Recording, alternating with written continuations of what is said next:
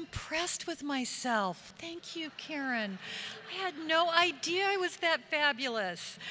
Y buenas tardes a todos. Qué honor, what an honor to be here and look out at so many fearless fighters for a cause called public education. I'm proud to be here, and I'm proud of our project that my husband Alberto and I have been working on for years and years. We've been talking about doing something like this because I visit a lot of schools now. And I'll routinely go into a school and I'll ask kids, who are your heroes? And I desperately want them to say, my teacher, of course. I'm still waiting. But most of the time they'll name a rock star, movie star, sports star. They name talented, famous people. Worst thing they do, sometimes they just look blank, like they're not sure what I'm talking about. So as a teacher, I thought there's something wrong that our kids can't name true heroes. And I wanted to construct a lesson. It's on my DNA that when I see something that someone should know this, then I'm supposed to teach it. So in this age of the standardized testing obsession that rank and label and reward and punish based on that cut score, on the narrowest type of academic performance. And you gave me a microphone, so I have to say something about toxic testing. That's also on my DNA.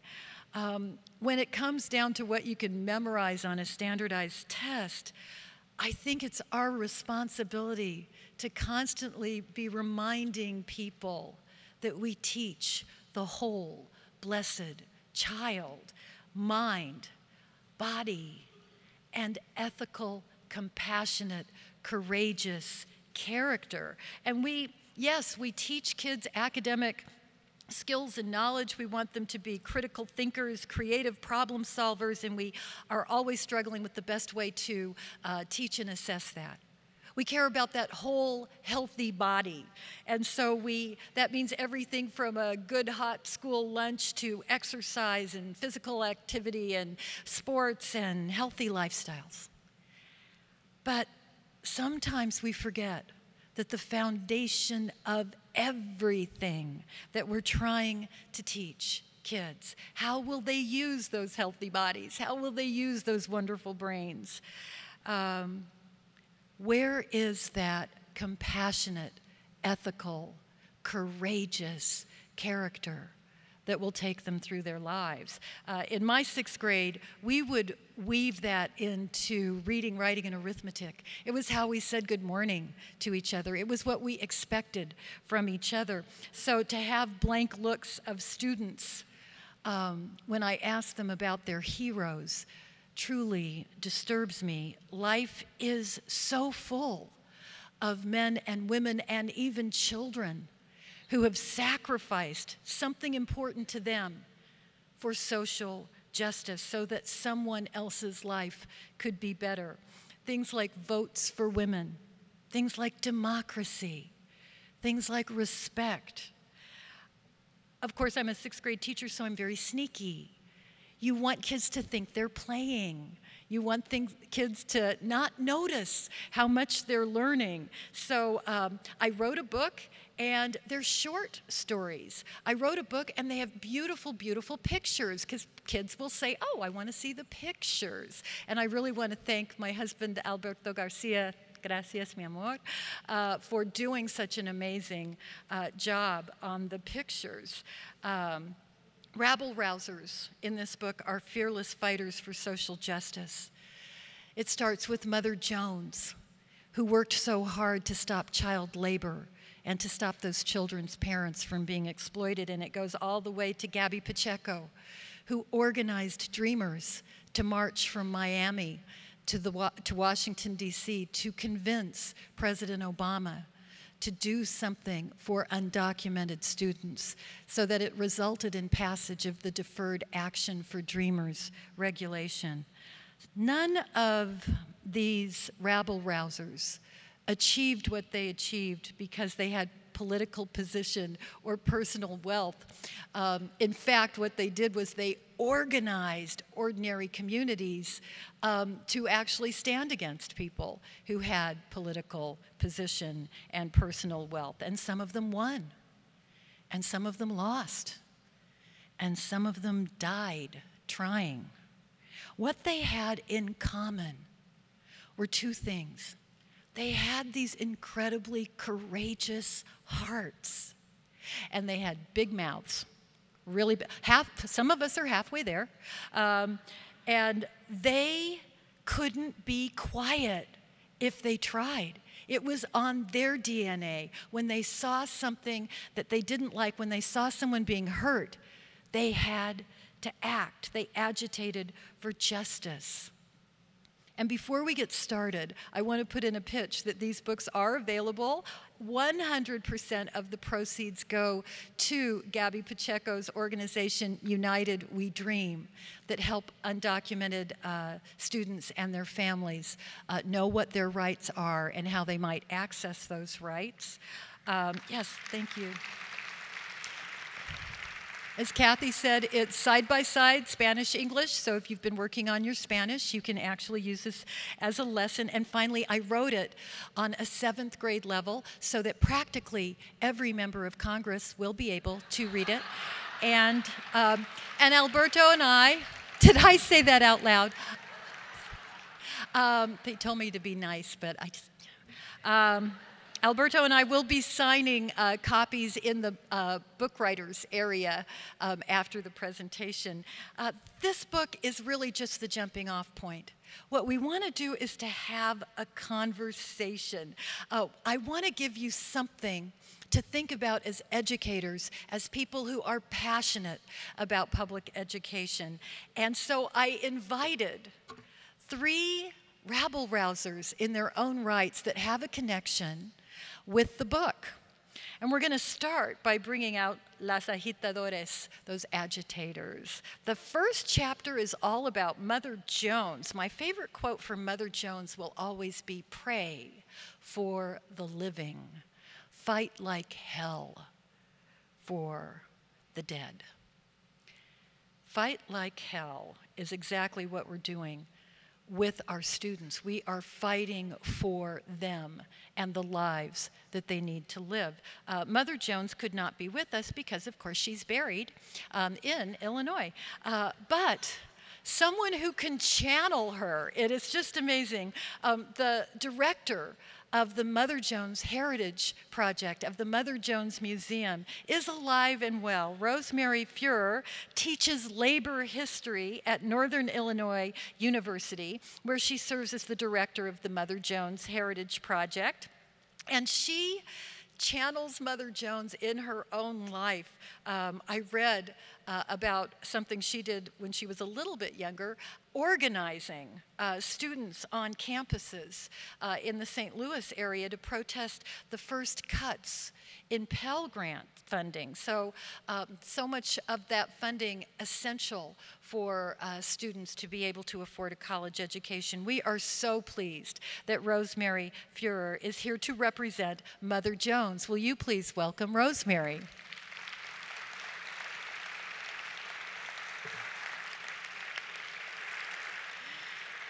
And as I was writing the book, I was telling people I wanted every social justice cause I could think of. So I had votes for women and suffragettes and Martin Luther King and democracy and Gandhi. And a friend of mine said, "Who have you got for disability rights?" And I said, "Tell me who I've got. I'll go do the research. Just tell me who I should get." And she said, "Oh, Senator so-and-so who was passing the Americans with..." And I went, no. Not Senator somebody, an ordinary person who organized ordinary people, and something amazing happened because of that. No one I talked to could come up with a name.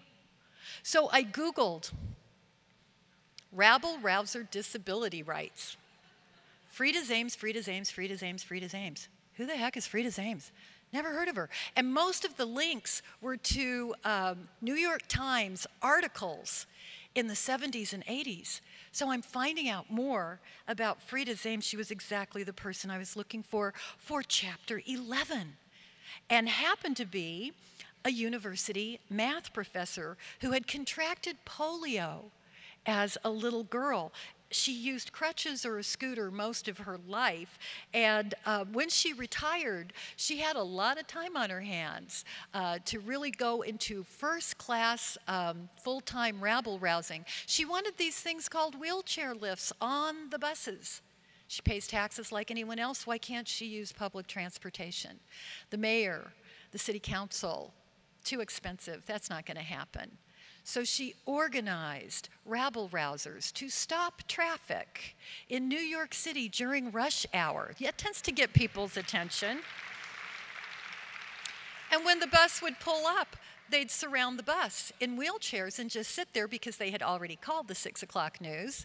And when the police would come and look at these medically fragile, feisty warriors, they didn't quite know what to do. And they said, look, you know, we're going to have to take you to jail. And Frida would just sit there and go, you do what you have to do, and I'll do what I have to do. Is that a teacher or what? Frida worked hand in glove with her sister. They wrote an incredible book that to this day keeps getting updated. It is the seminal work on the history of the disability rights movement, from charity to confrontation.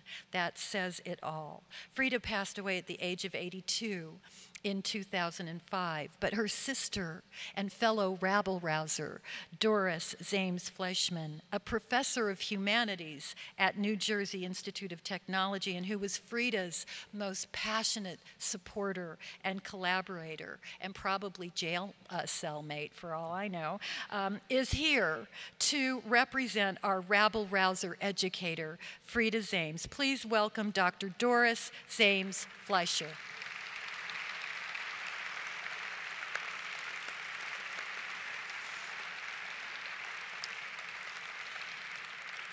Dalia Ziada is in the book.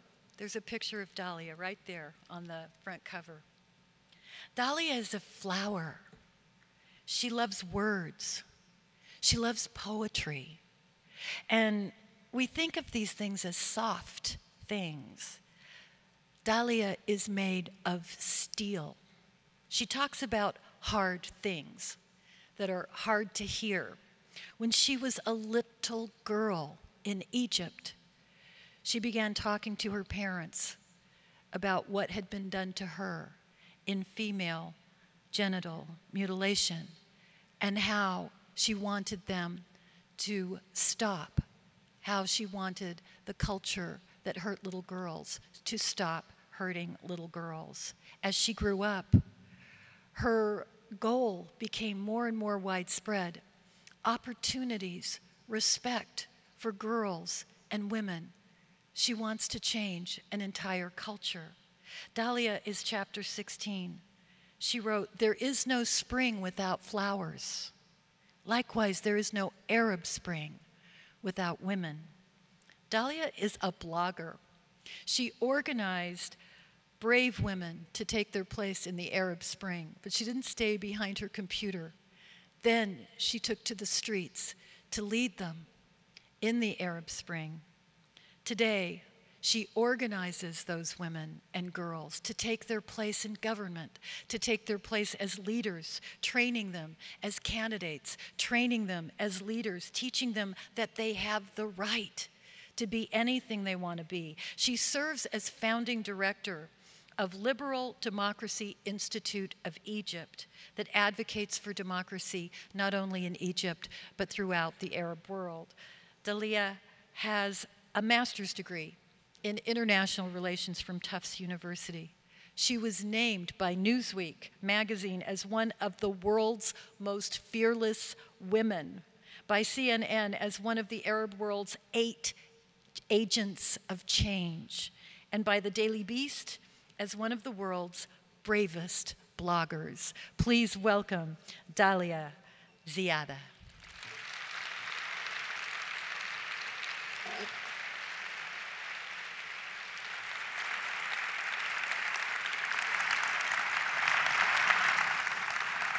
And we are going to pretend like we're all just sitting in my living room. Alberto, if you could get everyone a cup of coffee, that would be great. But we thought of all of the speeches that we could give, it's really just nicer to have a conversation. It's really just nice. These are either educators or people who believe and are fighters for the cause of education. So you're in front of friends. You're in front of friends. And I want you to talk a little bit. And by the way, we did not plan on everybody being women here. Isn't that just a cool thing? That it just, yeah.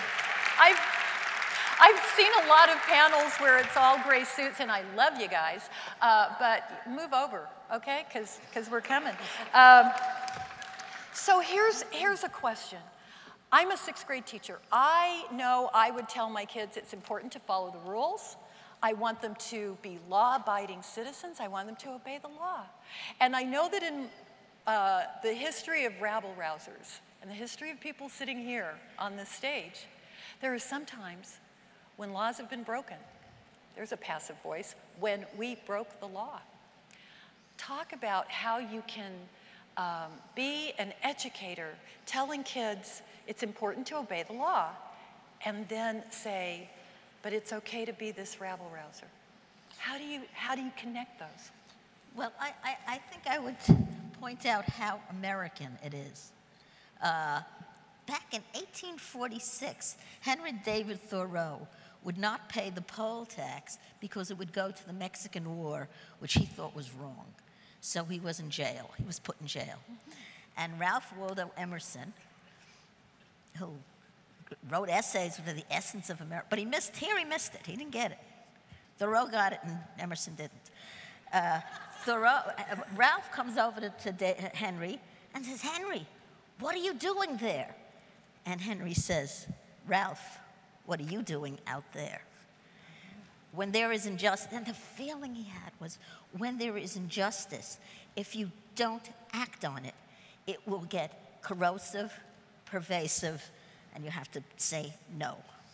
So that's very American. And then I'll go back to if there's a character in literature that represents America, it's Huck Finn. And Huck Finn, when he was taught that it was the law and it was the moral code, he was supposed to turn Jim in, the slave, the runaway slave, who was property. And Huck says, he just can't do it because his heart is American. And he says, so I'll go to hell. He's not going to do it. And he did the right thing. Huck is America. I'm going to ask Rosemary, following up on that, because you also teach history. What would a history, I'm thinking of school boards and even state legislators are in the news in the last little while about wanting to clean up history, like an AP history course, and they're doing some crazy things. Sorry if you're from Oklahoma, but talking about, well, maybe we should clean it up because we don't want, we wouldn't want people to read about someone that wasn't patriotic. What would history look like if you got rid of all the rabble rousers? Mm-hmm. Yeah, I would just challenge anybody who would try to clean up history or prevent students from learning the truth of history, that they would be depriving students of a lifeline, at least some students. For me, learning labor history has been a kind of lifeline that reaffirmed the humanity of people and made the truth, or got me closer to the truth of the real history in our country and how it's been covered up. It's not been, it's been boring without conflict. At least when I was in high school, it was taught in a very boring, fact-based manner, and I think we have to be challenged to move away from that and to think about how do we present a variety of characters in history and their stories so that students can think about what made history. And what these groups who are trying to cleanse history are doing is trying to present a very boring and lifeless history as well, the kind that made me uninspired in my life. Finding labor history for me made me find inspiration. The characters like Mother Jones, but there are thousands of others in every community in this country whose lives can hold meaning, that we should think of our connections to these people in the past. Dalia, you're a rabble rouser. And the Arab Spring was illegal while it was going on. Did you ever feel like you were a criminal? Actually, not at all. If I were, then Martin Luther King was a criminal. And that's why actually I want first to start by thanking you for producing such a book, because such books does not only remain in the US, they go all over the world. I remember I was first introduced to Martin Luther King in the year 2006. I was about 24 years old then. And I was introduced to him through a comic book. Actually, all over my life, I have a brother who's a big fan of comic books, like Superman, Spider-Man, and such stuff. So I hated comic books. And then one day, I found this comic book coming to me in one of the conferences I was attending, youth groups, and it was the same comic book that Martin Luther King used in 1950s and 60s to advocate for his cause. He and his group was distributing it as a tool to educate people about their movement, what they want to achieve, and so on. And this was my very first time to read about him. And when I was reading, actually I was expecting to see him wearing some gown or climbing the walls like Spider-Man or so. But it turned out to be like 29 years old young man, just an ordinary young man who found out that laws are not just, who suffered injustice, and he decided to stand up in the face of those who are putting him under this injustice. It was a great inspiration to me. At that day, I was myself suffering from some personal injustice, which actually, from my point of view, it was personal. This was FGM, female genital mutilation. It's a practice that is widely spread in Egypt and some African countries, unfortunately, and most of the families force their daughters at age of 8 or 9 to go through FGM surgery just to make sure vice will not prevail in the society. It's strong, a very strange concept. But anyway, it happened. So I tried to fight it in my family first, and I failed until I met Martin Luther King. And I was really inspired that instead of yelling and instead of shouting every time it's happening, why just I start by pressuring decision makers in my family and see what it would lead to. Within a week, I was able to save my cousin from having FGM. Wow. Thank you. How old were you? How old were you? At that time, I was 24 and she was 8. So actually, I decided to translate this comic book into Arabic. So I took the Martin Luther King comic book, I translated into Arabic, and I remember at that time, of course, and by the way, I distributed secretly all over activists I know from different Arab countries, from Morocco to Yemen, you know, it's all over.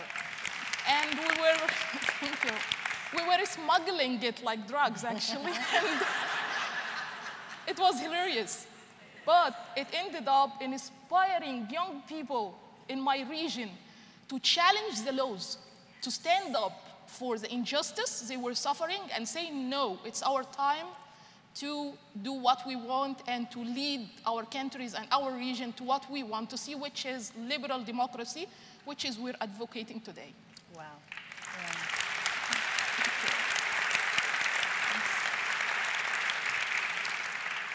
I'm inspired by so many biographies.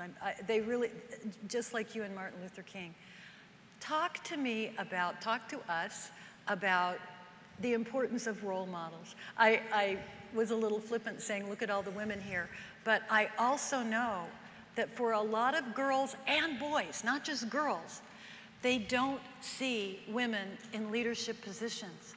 And so to them, they have this frame that says, a leader looks like a man. A leader looks white. A leader looks like a rich person.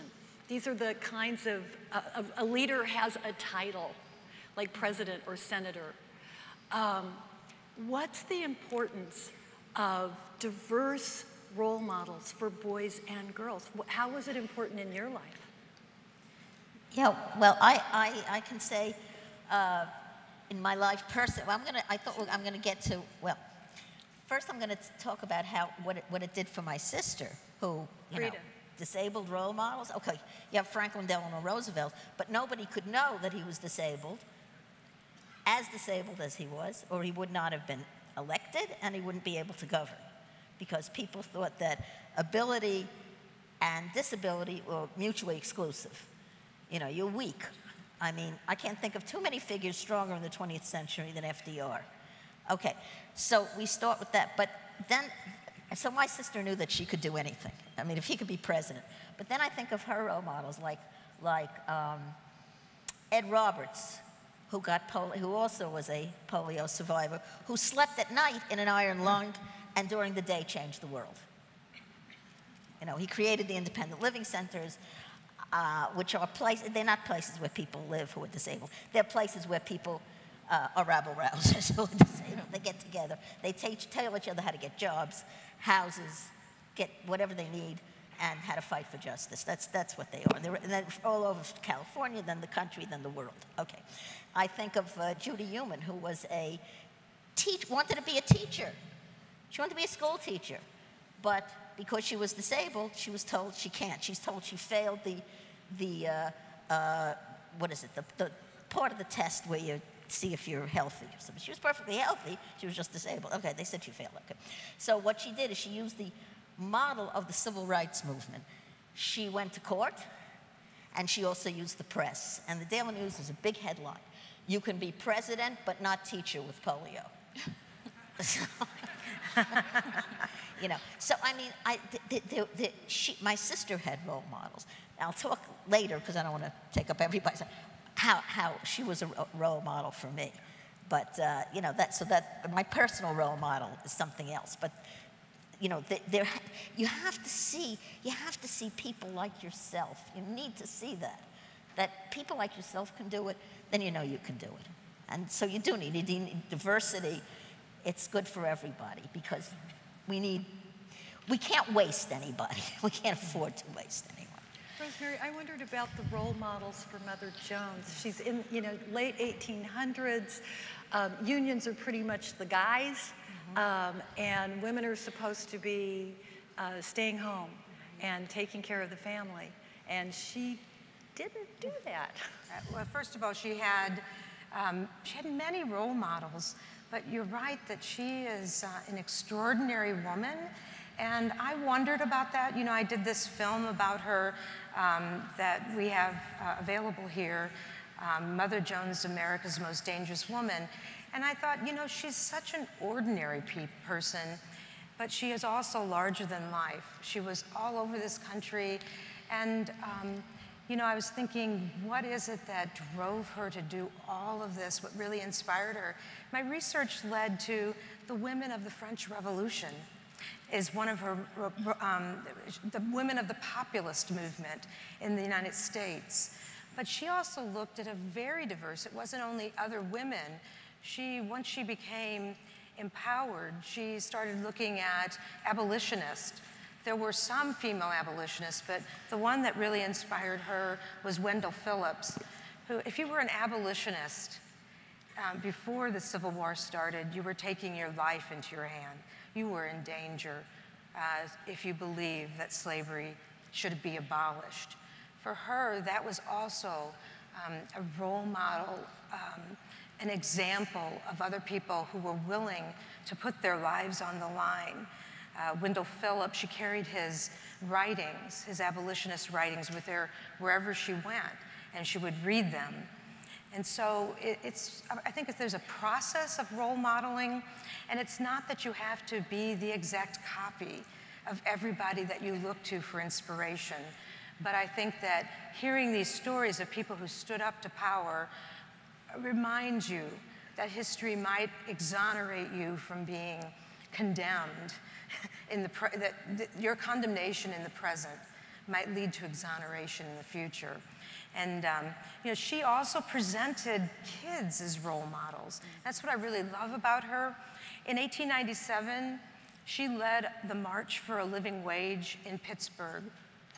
And there was this young girl who was disabled who rose up, encouraged by her speeches, and said, encouraged her father not to go break the strike, become a strike breaker. And the school superintendent expelled her from school. Mother Jones portrayed her as a role model, actually had a ceremony in which she was crowned the Joan of Arc of the labor movement. And she raised funds to send this girl to college. This girl was an immigrant, she was disabled, and she was labeled by society as nothing, and easily expelled from school. Mother Jones held this kind of theater, and she raised money, and she sent her to college. She became a teacher. And she believed that girl was Emma Haas. I believe we need to remember the ordinary people who are heroes. So I think that we have to encourage heroic actions in ourselves, and also think of what role modeling really means. It's not being the Mother Jones all the time, but just standing up to power is an extraordinary event in somebody's life and can inspire them for the rest of their lives. Someone who stood up to power is sitting right there at the end of the row there. And Dahlia, you told us about Martin Luther King being a role model for you. You're a role model for a lot of people, men and women, girls and boys, but especially little girls, because you started rabble rousing so young. You're like 12, right? I mean, look at we've got some, we also believe in generational diversity. But it's important, I think, for us not to let our own light go out. You shine for a lot of girls. How do you do that without becoming totally full of yourself? How do all of us, everyone sitting here, someone looks up to us, a student, our own children, someone who sees that we're doing something that they'd like to do. How can you be that role model so that kids can look and say, you're someone I can trust? Okay, that's a very good question, but difficult one, because first of all, thank you so much. It's very kind of you to describe me like this. But I believe to have a role model, it's more complicated than just selecting a certain hero and follow. The role model is usually the light that keeps us clear about where we want to go while navigating our ship into life. It's where exactly I want to see myself in 10 years from now or 20 years from now. So it keeps changing. The only thing that will never change is the inspiration that you get from each role model you get through life. For example, my first role model was my father. And then after that, it changed to be Queen Elizabeth I. And then afterwards, okay. Yeah, you see, so it keeps changing. And then after that, because she encouraged literature very much, and I'm a big fan of English literature. So after that, my role model became Martin Luther King. And it will keep changing, but the inspiration will be always there. And I believe that what we need to, if I may, of course, suggest this, to educate to the kids and the new generations about how to choose your role model. Of course, it shouldn't be a superhero. It should be a person like you. So why don't you be the role model of yourself? Imagine yourself or visualize yourself. Thank you. How about teaching kids to visualize themselves when they get 20 years old or when they get 30 years old, and make them keep this picture in their mind all the time and try to get there? So eventually they will do that. Actually, there is also something that happened to me that should be mentioned. I was not alone all the time. I was helped by people. And not only Egyptian people, by the way, I was helped by people from all over the world who gave me education, who helped me to understand how to do things. Otherwise, I was not going to do anything. So it's also a mission for everyone who would consider themselves a role model to give the knowledge. Actually, I like the slogan of your knowledge meets inspiration. This is exactly what needs to be happened for the world to be a better place. Everyone who has a knowledge, go and inspire someone with this knowledge and help them do something with it. Eventually, we will have a better world, I hope. I love that. I love the concept of being the hero of your own story. You have done some very dangerous things. Frida did some very dangerous things. Yes, she did indeed. You know, stopping traffic in New York City. That's not for and she stood actually you know, she was a rabble rouser, but you know, she was a very reasonable person. She had the sweetest smile. She was tough as nails, but she had the sweetest smile, and she had a disarmingly, she was really warm and loving person. Back of her motorized scooter, it said, "Hell on Wheels." little gray-haired lady. Okay.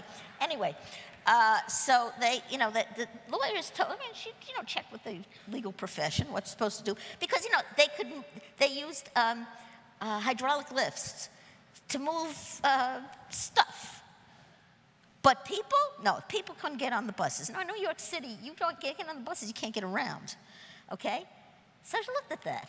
She was a mathematician. And by the way, I don't know how she got to be, she had a terrible institutional education. She was in an institution because we were poor. That's why they couldn't send her home. Well, living conditions were not. Okay, so anyway, she has this terrible, I think she did math because you could figure it out on your own, you know? Anyway, so she gets a PhD. Okay, also, she didn't get the prevailing wisdom that girls don't do math, so she got a PhD in mathematics from the very distinguished Courant Institute of Mathematics at NYU, and nobody told her that, you know, you can't fight City Hall, so she fought City Hall and won. Okay, out of her very tiny living room. Anyway, so what they decided they're going to have, she decided that, you know, the buses have to be made accessible.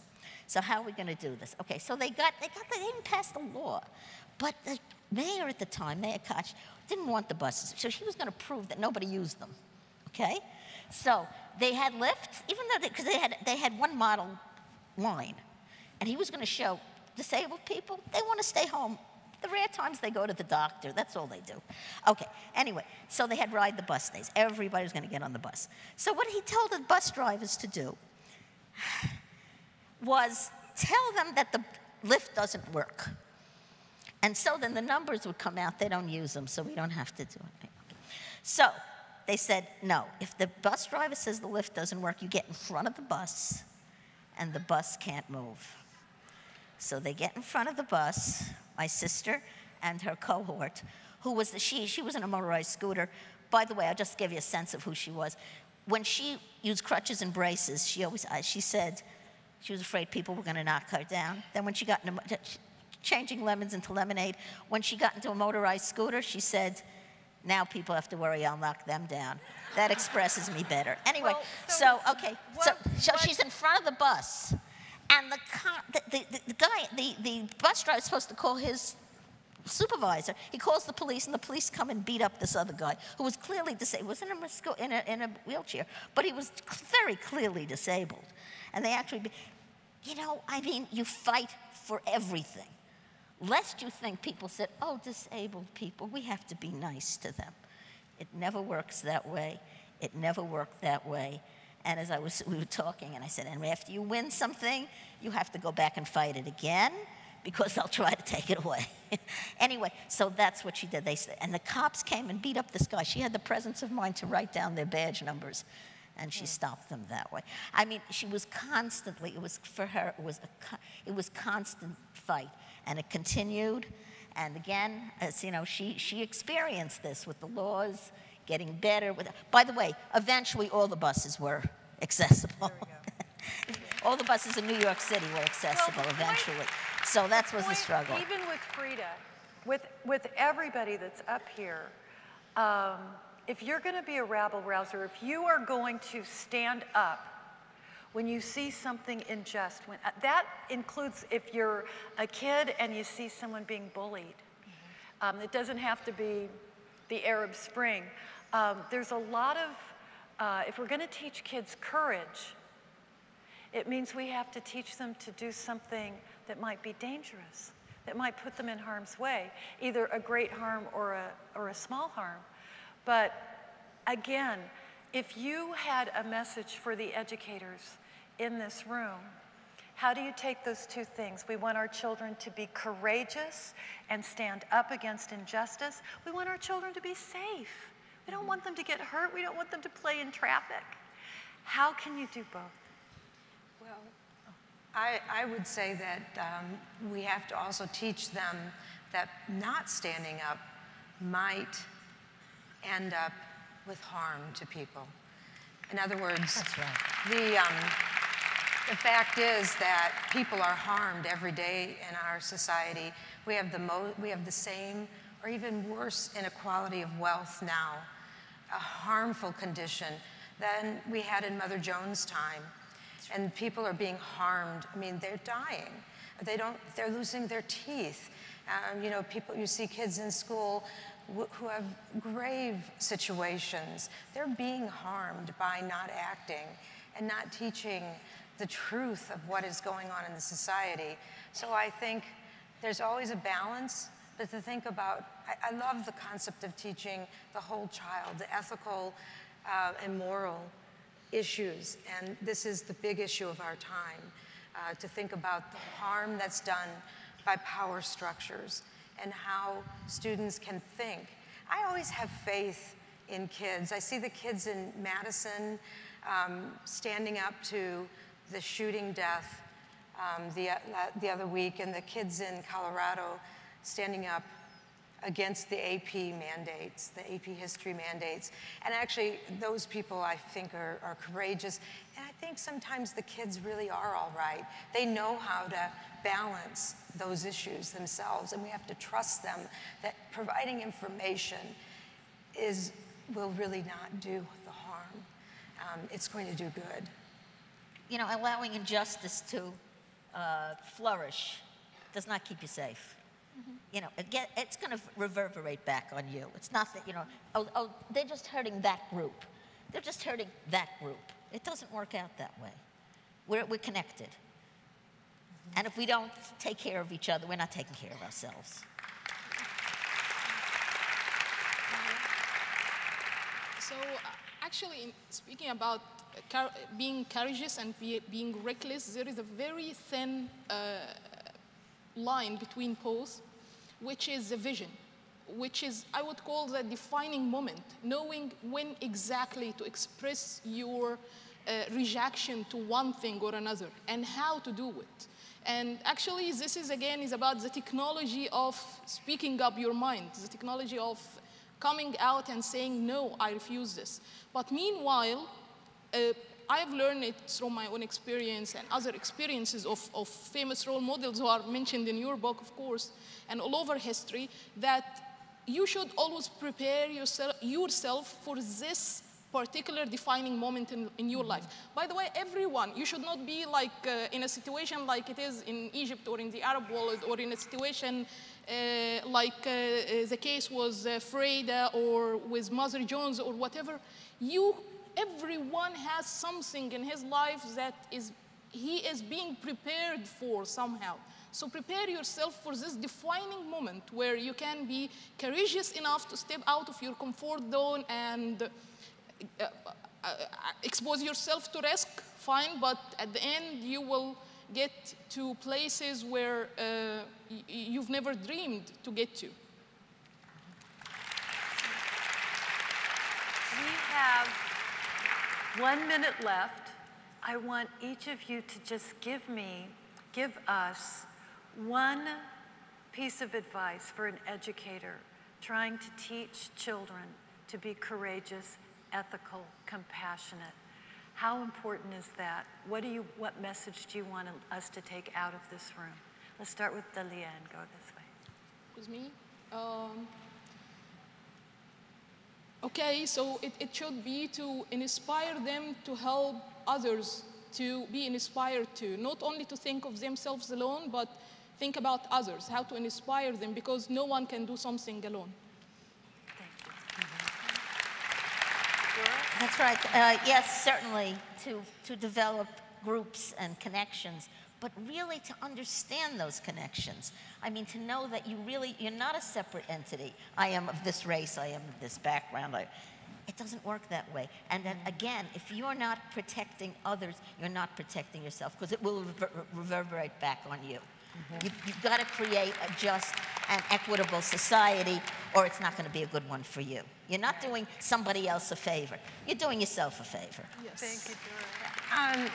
Yeah, I think that a lot of the education system encourages us to think about individuals, and this idea of presenting individuals is a great thing, but I also think that there's an obligation of the educator to think about collective action and to teach about the concept of acting in collective groups, that the life, it moves beyond your particular interest and particular issue, that you are an individual, but you're also part of a group of society, of your community, and that discovering that community history as well as group history and thinking of yourself in a variety of groups and thinking of your connection with that past and your passion about that past. Obviously, I think more history needs to be taught in schools, and I am ashamed. For me, history was a lifeline to a full life as a human being, as an activist teacher. And I think of what we're producing now with removing history instruction, social studies instruction, or reducing the time. It's a crime. It's really criminal. It's a crime. Hooray. I'm just blown away when we asked these three amazing women if they would come and join us, and they said that they could. It was too good to be true. But they are amazing. They've taught us how we can teach, and I think they understand that whole child and what it is that we are trying to achieve. To teach a child is to open that child's mind to its infinite possibilities and how to connect them with the rest of the world. So I thank you for your kind attention, and we thank our guests. So this is the stealth movement.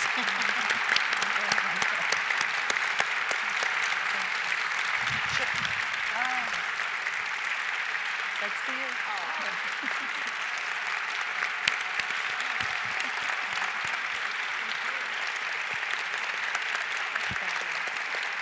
Oh, you honor us. Thank you.